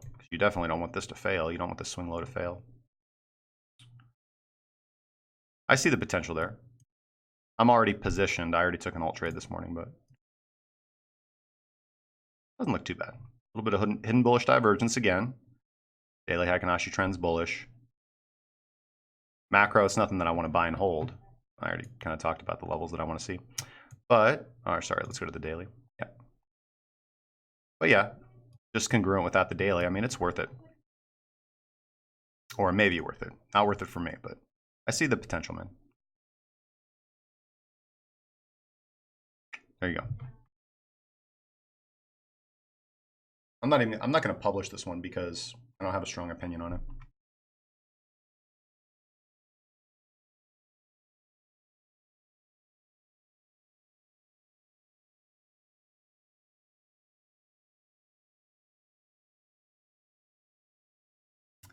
Justin, maybe you should add DLive to your multi-platform live streams. Yeah, I've thought about it. We were talking about that the other day. What do you do if you hit trade goals, but all signs point to it going much higher? Let some of your profit run. Let a portion of your position run. And then don't think about it. Just move on. Doesn't matter. Because the goal of trading is to be able to consistently get good entries and exits, right? It doesn't matter the trader, right? Like nobody consistently buys the bottom and sells the top. That's just not realistic, right?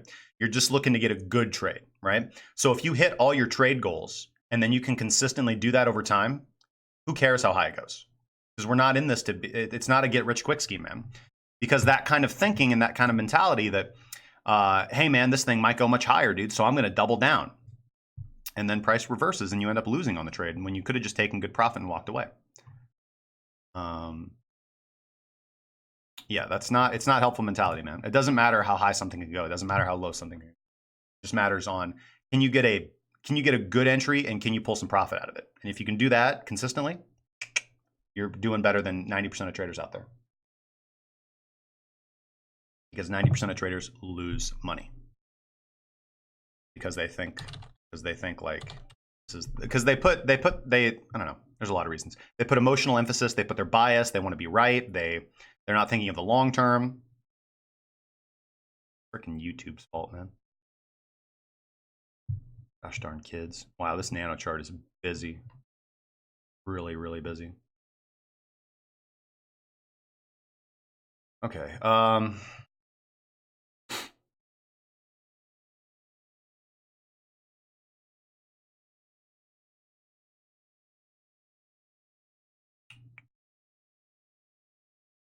So let's just clear this up. Yeah, that's too much. Okay, let's start with Nano on the weekly. Nano on the weekly looks pretty good, man. Nice bullish trend. Bullish trend. You have this nice volume spike right here and continuation. At least you got a doji here on the weekly, so not too bad, not too terrible, man. You got, you know, some really good weekly buys here. You got one right here that was pretty much sucked, but this one was really good and this one was really good. You're not overbought yet, and the trend's strong, man. Wadatar's telling you you're good to go.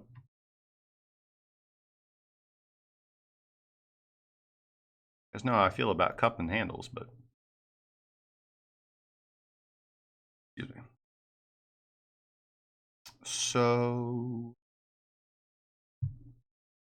okay, so we've got a couple areas of interest on this chart. Obviously here, okay, this is where you'd want to be doing your buying. Should price come back down to these lows? All right, this is an area of interest. On the weekly time frame, so you got this nice weekly block. Let's go to the 3-day. 3-day gave you a sell.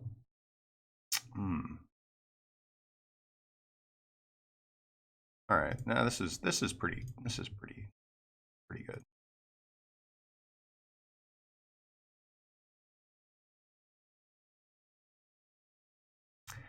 So generally price contraction in an uptrend is it's generally more bullish than bearish, especially if your fundamental bias on the market is bullish, which mine kind of is. At least for, I mean, that's not actually true, to be honest with you, but definitely a pivotal time. 3-day gave you some. This was a great one. These two were pretty crappy, but you would have gotten out at about break even. This is a really good buy signal. This is the first 3-day sell signal we've ever had on Nano. And it's up, you know, what it popped up 60%, which really isn't anything. You're at this block, man. So if we look at the VPVR, we can see the 3-day block. Yeah, boom, right there, 3-day block. And you got resistance up here. So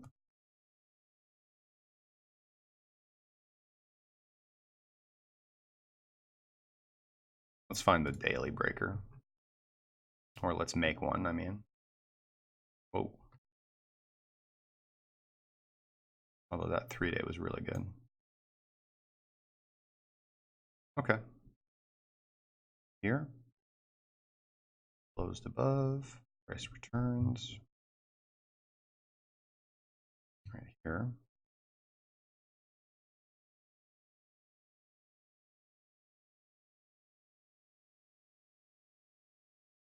It's pretty wide, but this is an altcoin.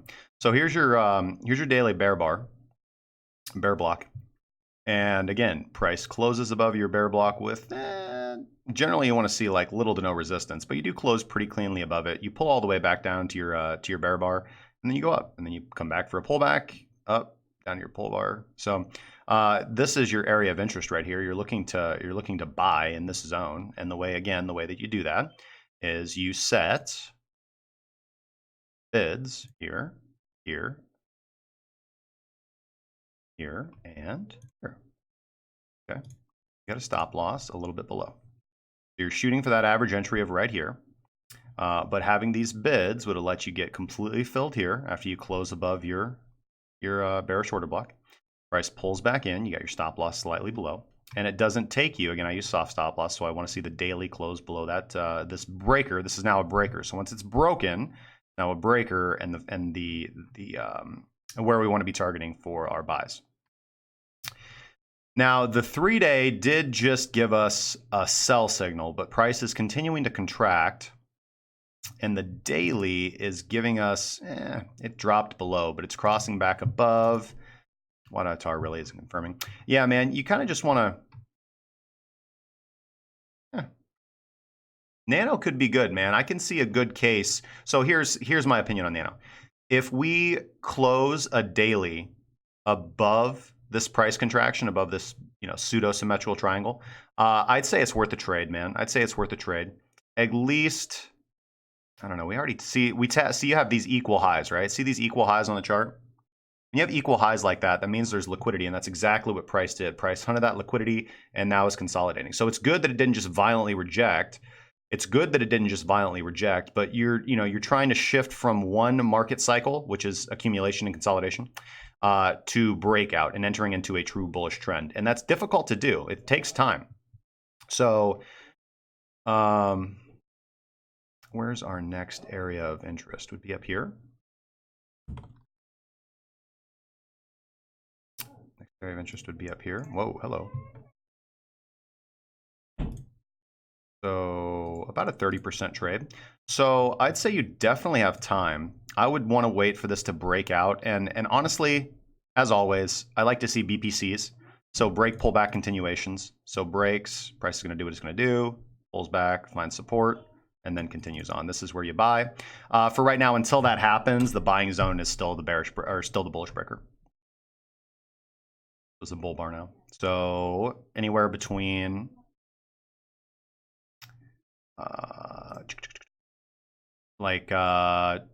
28,840 satoshis and 26,600 satoshis would be the buy zone.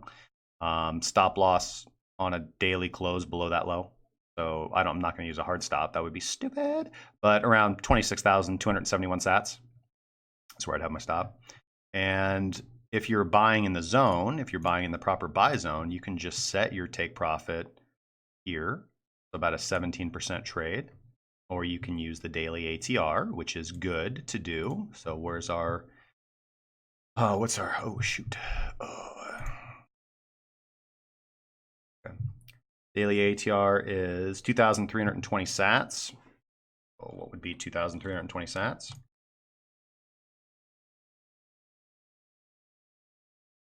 1,300 sats would be right around 30,000 sats.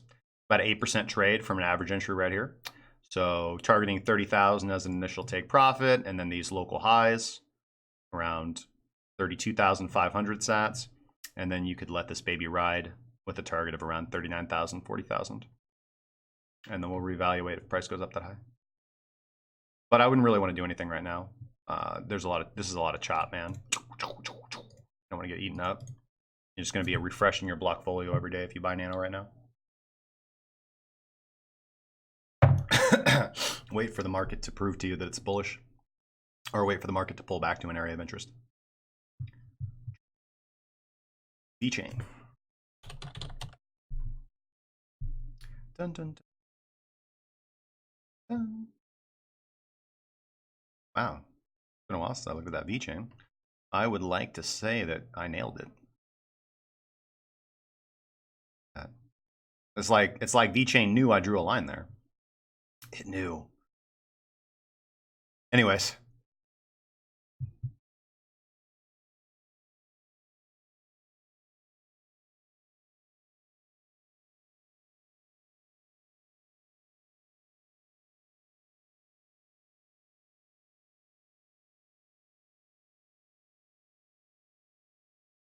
Beauty Pie does it right. Minnesotan, King of the North, I consistently seem to buy at the top, which is why I'm here to learn. Yeah, man. I mean, that's a common thing that happens. You know, people get really excited. People get the most bullish when price is at resistance, and people get the most bearish when price is at support. TRX bottoming finally. Oh, we were keeping an eye on... Mr. Ether says, that's how you feel? Feelings are emotions. Remove those, Justin. No, I get what you're saying. I hope that, you know, really what I mean is, if I see an entry that my strategy tells me to go for, I'll point that out. Be like, hey, this says go right now. But you know, I do have to develop, as any trader does, you have to develop a trading thesis. Like, okay, where do we think price is likely to go? Let's get rid of these lines. Yeah, weekly buy, weekly sell. So I don't really want to do anything right now. VeChain.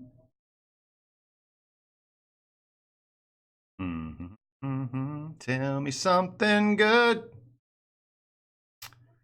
Go down and figure out the daily. But we've got this weekly breaker right now, this weekly bearish block that we need to get over.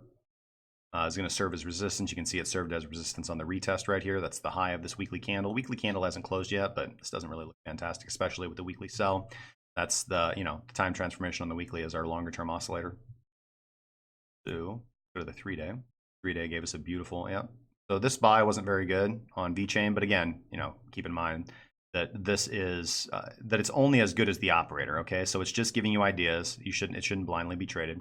I never designed it as something to be automated, but although we have had good automation results with it. But centered oscillators are typically going to do very well in a bullish market. So again, if you're looking at this as areas to take profit and you're looking for overbought conditions to enter into a short or sell, you're going to do better if you're not trading against the trend. So here when price bottoms, the 3-day TT gives you some pretty good signals. And then right here, you get the trending confirmation. No, you actually get a continuation cross to the downside here. Where do you actually get in the trade? Well, here, right here. Yeah, this was okay. You had full-blown confirmation right here because you have time transformation crossing above 0. You get chopped up a little bit here, but you have time transformation crossing above 0 right here. Wada Atar is very bullish, and you get yourself a nice trend. Yep, nice 20% trade on VeChain right there, just using the 3-day chart. And probably average entry around here. And a little bit more if you had just done the reverse. About the same results from the reversals. Yeah, I don't really like this. When price just hangs around support, especially when you see a candle like this and you don't see follow through. Yeah, this is just consolidating, man. Typically, downtrends, you have the 3-day sell signal right here. You get a sell, price consolidates, and then continues lower. That's typically what happens. So let's go to the daily and find our areas of interest. right here. That's clear as day right there. Right there, baby. There. Boom. I mean there's not a better example than a bullish breaker right there. So all right, so you're consolidating, right? You face resistance. What is the last up candle before the shift in market structure right here? All right, you project that into the future. Until that's broken, that serves as the area to sell from, right? That serves to short the market from. Would have worked great for you there. Would have worked good for you here because you actually developed that breaker right here, if you want to be more honest, because it's actually formed right back here. Because this is a shift in market structure where price is moving up. Price forms this last up candle right here, and this actually is probably a more accurate one because what I actually drew is actually a down candle, but I digress. A little bit more. Okay, cool. So cool. You've got this bear bar, and so if you could short sell VeChain on Binance, you would sell every time price came up here, and you would have done boom, boom, boom, boom, boom, beautifully well. And then when it's broken through cleanly with little to no resistance, this is now a bullish breaker or a bull bar, whatever the fuck you want to call it. Everybody calls this stuff differently. Just how I trade the system. And you're looking to buy any pullbacks into that zone with a stop loss below. Okay. And for me, it's got to be a daily close. So where's the area of interest on VeChain right now? The area of interest on VeChain is 130 sats to 120 sats. Okay. You close the daily below 120 sats, you're out of the trade. You're waiting for price to really bottom and tell you what to do, but that's plummeting.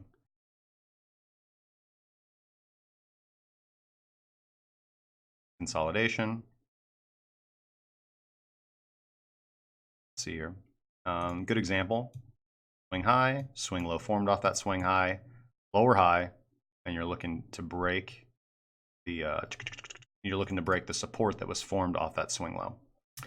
Now, that doesn't change the fact that we're coming into support, or it doesn't matter if it's support. All it matters is that this is where buying has worked out well in the past, so you give it a shot. You give it the good old college try. Again, the way that you do that is you set an order here, and you set an order here, and you set an order here. And if the daily closes below here, then you're out. And you are targeting, either use my stop and target system, which is ATR. So ATR is 7 sats, so average entry of here, your first take profit would be right here, about 6%. You can also target this local high, and you can target your range high as well. It doesn't look good now. Looks good down here. Looks good down here, and it looks good if... Okay, so where's our bear bar? Right here.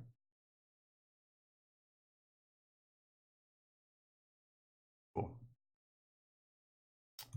And it looks good if we turn this into a breaker.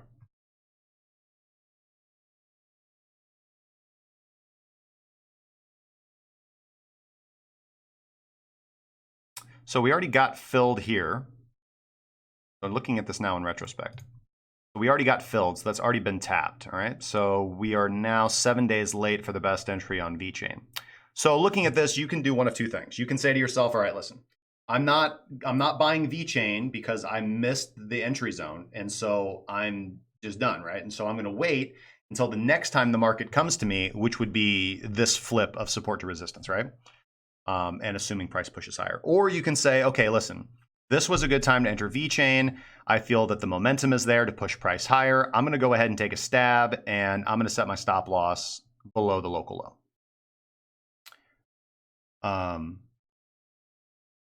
It's not the best. It's not the worst, though. It's not the worst, okay? It's not the worst if you want to do that. For me personally, again, if price comes back down here, I'll do some buying. If price doesn't come down here, I'm not going to do anything. Let's go look at the hourly. Is there any intraday volatility worth trading on V?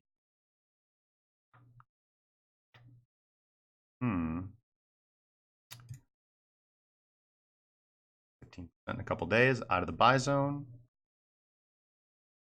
Hourly sell signals right there.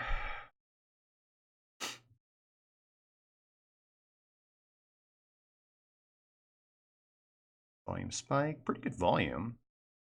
Pretty good volume right here.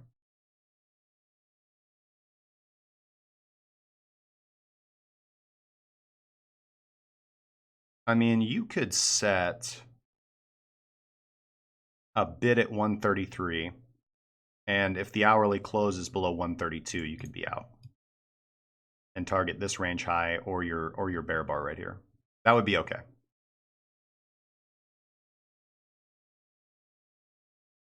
It's not the worst trade in the world.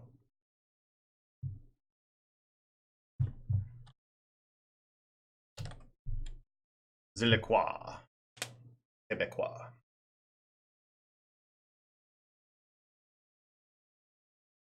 You know, I really like Ziliquois, fundamentally.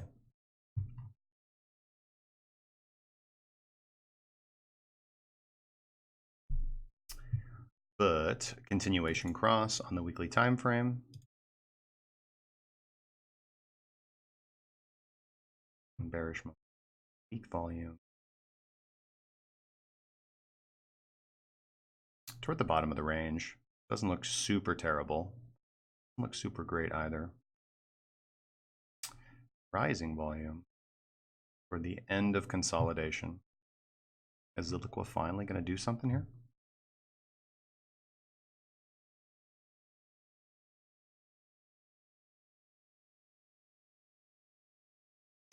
I don't like that.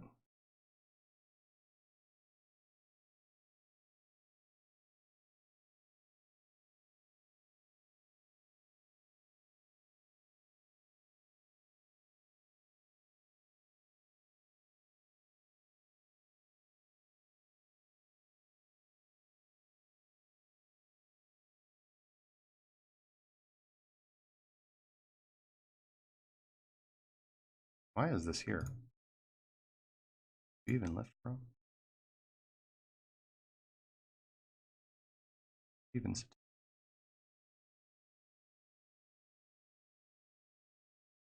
I mean, pretty freaking perfect. So you've got your bullish order block right here. Okay, this is your last down candle before a shift in market structure. Bought up, it's bought up, it's bought up. Doesn't retreat into the zone, which would really, I mean, that'd be perfect. But again, that's why you have bids set at the top, the middle, and the bottom, and you're getting filled. Don't really like this. This is tricky.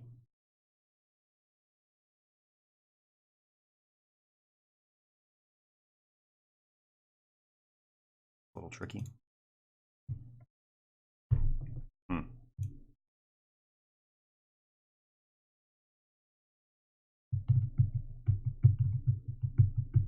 All right, so daily time transformations crossing above 0. Wada chart is not confirmed, meaning there's not a trade on the table per se. And this is kind of that same thing with VeChain, where, okay, we missed the buy zone. All right, this is where we should have been having our bids filled. So do we say, okay, we're just waiting until price comes back in the buy zone? Or we think that there's enough potential to push us past resistance and we're just going to enter now? I think there's credence to both approaches. I think there's probably credence to both approaches.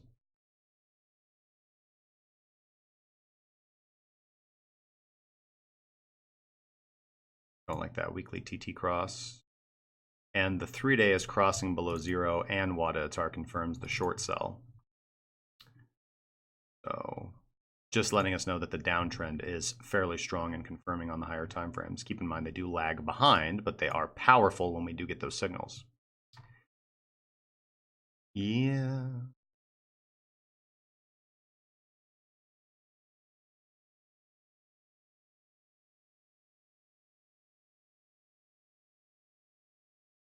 Okay. So this is going to be made pretty easy for me in my mind with this. We're going to find our bear bar. right? So what do we say over here? What did we say over here when we were talking about this daily bar? Okay, you're looking for the last down candle before a shift in market structure. And until proven otherwise, you buy that zone. Okay. Now, when that zone gets broken through convincingly with little resistance, then you short sell that zone. Okay. So what do we have here? We have a downtrend. We have our last down candle before a shift in market structure. That is broken cleanly with little resistance. And so we short sell this zone until proven wrong, until proven otherwise. So once Zilliqua is able to close above this with little to no resistance, then we buy any and all pullbacks into that zone. Okay. So 423, 444 needs to get broke, and then we buy pullbacks in that zone. Looks pretty good to me. Otherwise, your current buy zone is 380, 349. Safe trading, guys. Now, something that I do want to talk about. All right, guys, I'm going to drop this in the chat.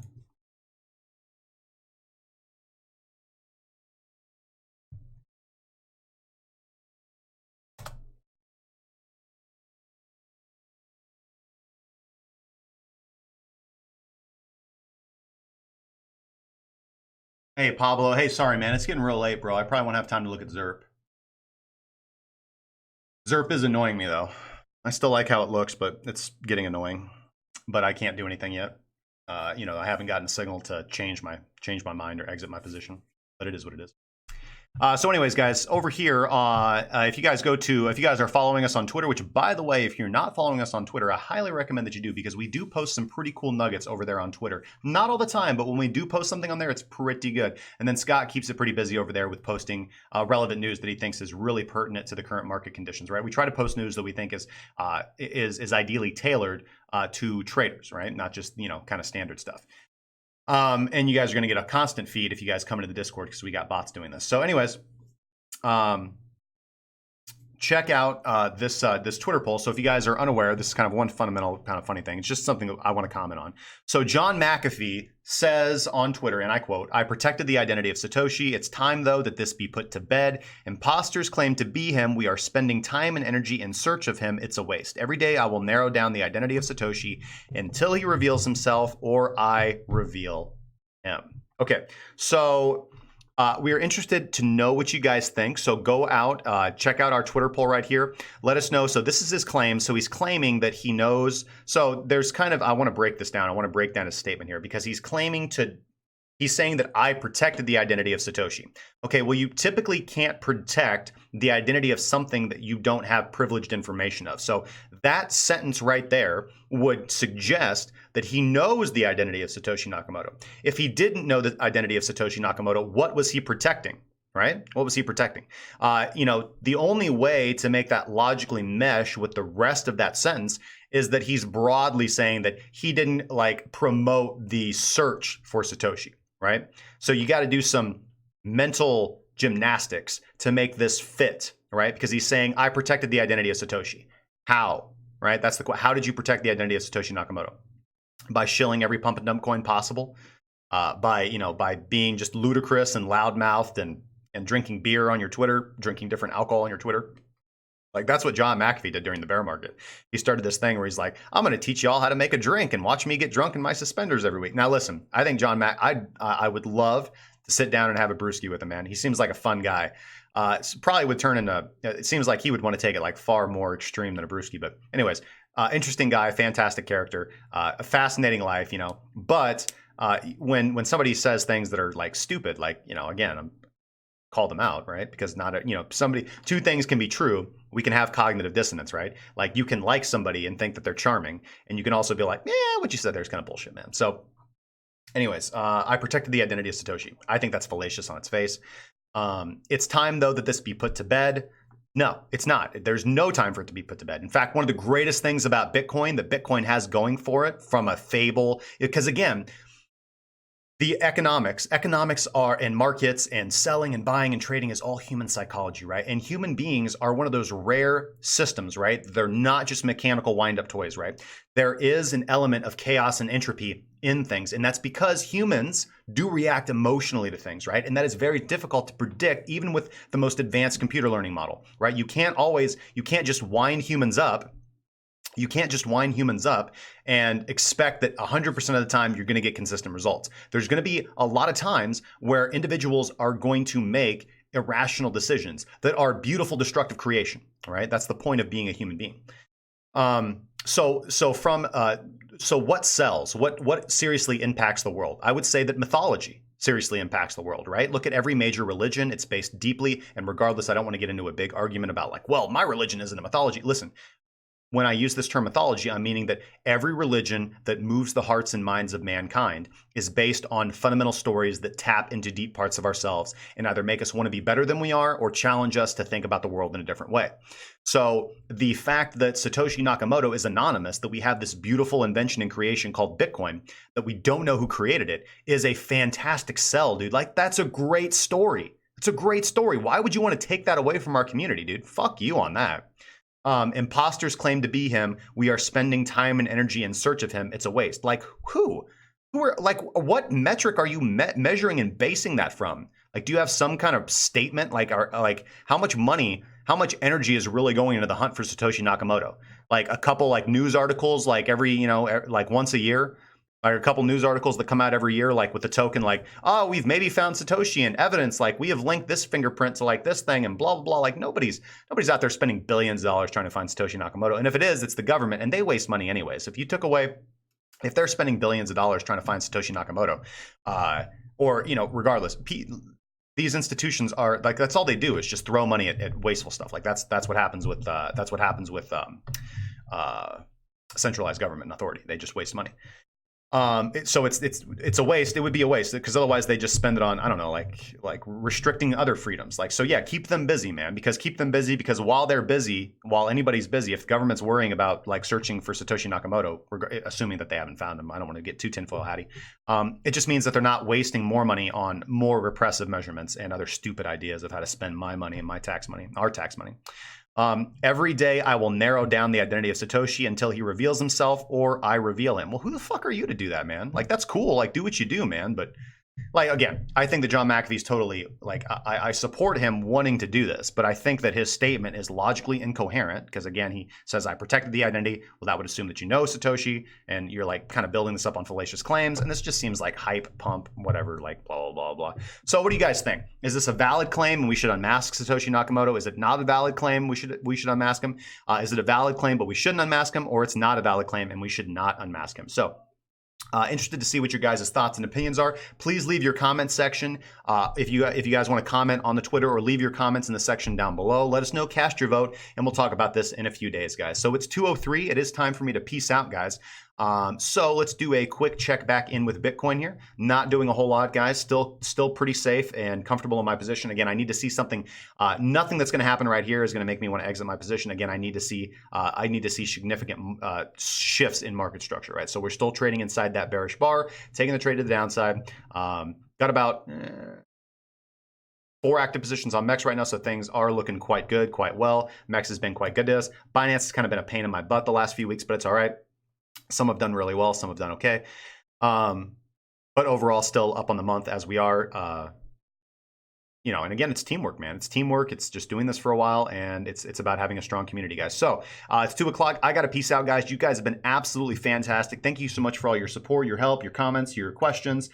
All right, let's go over here real quick, guys. If you guys have not subscribed to the channel and you don't want to miss an episode and you think that this content is valuable and you're learning something, all I want you to do is hit that thumbs up button, subscribe to the channel, and click the bell, and leave a comment down below with what you learned in today's video. I would highly appreciate that. Lets me know on what I can focus on more, and lets me know that my content is being appreciated and received and absorbed by a community that really needs it. But you guys are fantastic and amazing.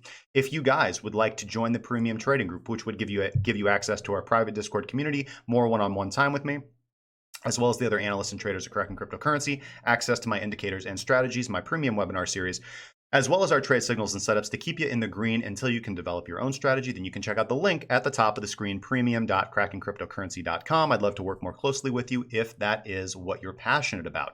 Otherwise, leave any comments, questions, sarcastic remarks, and/or death threats in the comments section down below. Make sure that you trade safely, and I will see you guys tomorrow evening from 5 to 7 p.m. Central Daylight Time for a pre-Easter show, guys. Trade safely.